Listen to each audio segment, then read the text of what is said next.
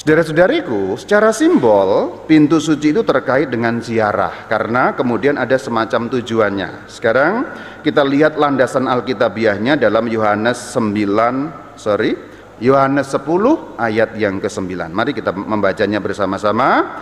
Akulah pintu, barang siapa masuk melalui aku, ia akan selamat dan ia akan masuk dan keluar dan menemukan padang rumput.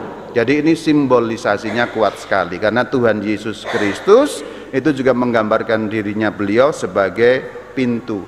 Maka dalam tahun yubileum Gereja Katolik punya pintu suci. Sejarahnya dulu pada masa kuno hanya ada satu pintu suci asli-aslinya ya. Awal mula dulu hanya ada satu pintu suci, yaitu yang ada di kota Roma.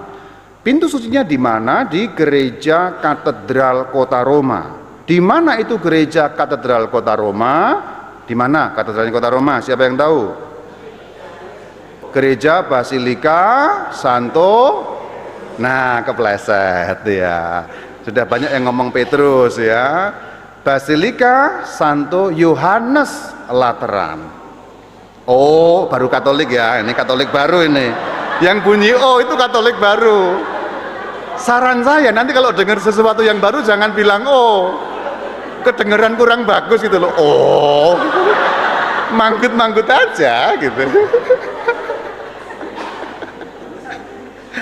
Nah, yang paling terkenal di dunia ini memang Santo Petrus, Basilika Santo Petrus, karena itu yang sering digunakan untuk liturgi yang disiarkan ke seluruh dunia. Kita lihat di TV, lihat di streaming dan sebagainya, memang itu. Tapi kalau kita tahu bagaimana ilmu tentang kegerejaan, Basilika Santo Petrus bukan katedralnya Kota Roma. Katedralnya ada di Kota Roma juga, gereja yang bernama Gereja Santo Yohanes Laterano atau Santo Yohanes Lateran. Ini gereja yang tua sekali. Kalau Santo Petrus jauh lebih muda. Cuma memang lebih besar kalau Santo Petrus. Kalau Lateran lebih kecil. Jadi kalau perayaan-perayaan gede kurang memadai, maka digunakanlah Santo Petrus untuk perayaan-perayaan liturgi. Tadinya hanya satu. Tapi kemudian dalam perkembangan sejarah gereja akhirnya dibuka 4 pintu suci awal mulanya. Tadinya cuma 1 lalu 4. 4 pintu suci ini dibuka di Basilika Utama Kota Roma. Basilika Utama Kota Roma itu ada 4 saudara-saudari. Nah ini didengarkan ya bagus, enggak juga enggak apa-apa karena penting enggak penting. Kalau tahu bagus. Kalau enggak tahu tetap bisa masuk surga, tenang aja. Tapi kalau bisa menjelaskan kepada murid, kepada bina iman bagus juga. Ada 4 katedralnya Kota Roma. Yang pertama Santo Yohanes Lateran, itu yang pertama. Yang kedua Santo Petrus. Yang ketiga Santa Maria dan yang keempat adalah Santo Paulus luar tembok. Tapi akhirnya kemudian dibuka lebih luas ke 7 basilika yang ada di Kota Roma. Basilika itu ada banyak sebenarnya. Ada basilika utama, ada basilika kecil. Dan juga basilika lebih kecil lagi yang disebut Basilika Salib Suci Purwakarta. Nah, itu. Untuk kita basilika dong. Masa ya kan basilika kayak gini ini luar biasa. Nah, tadinya 1, terus 4, terus 7. Maka kalau misalnya Subang punya pintu suci, itu harus dipahami pintu suci tanda petik. Itu pintu suci tanda petik, bukan dalam arti sesungguhnya pintu suci tanda petik. Apakah suci juga? Iya suci, tapi bukan pintu suci yang dimaksudkan di dalam tradisi yubileum. Maksudnya apa kok ada pintu suci tanda petik di mana-mana? Begini.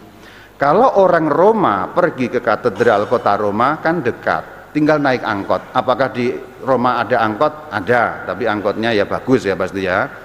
Tapi kalau orang negara lain, apalagi Indonesia yang jaraknya ribuan kilometer, sudah jauh, ditambah ongkos mahal, apakah orang yang jauh dari katedral Kota Roma tidak bisa memperoleh indulgensi? Bisa. Maka dibuka di seluruh dunia pintu suci tanda petik tadi itu. Tapi apakah manfaatnya sama? Sama. Nah, itulah simbol pintu suci. Nah, kalau di dekanat kita, pintu suci tanda petiknya tadi ada di mana? Gereja Sang Penabur Subang. Jadi meskipun nanti kalau kamu datang ke Subang, bayangkan kamu ada di katedralnya kota Roma gitu ya. Pas masuk itu bayangkan terus ada Bapak Paus gitu. Ternyata bukan Bapak Paus, Romo Sigit ternyata di situ. Tapi ini secara spiritual bayangkan kamu memasuki pintu suci aslinya di kota Roma. Nah, kalau punya kesempatan sampai ke sana ya puji Tuhan, tapi tidak semua orang punya kesempatan. Tapi penghayatannya begitu. Meskipun kita masuk di Subang, tapi penghayatannya seakan-akan kita melintasi pintu suci katedralnya kota Roma. Saran praktisnya apa? Lakukan ziarah ke gereja-gereja yang memiliki pintu suci tanda petik tadi itu. Misalnya ke Subang ada, di Katedral Bandung ada, dekat juga Katedral Jakarta, kalau kamu pas ke Jakarta bisa juga.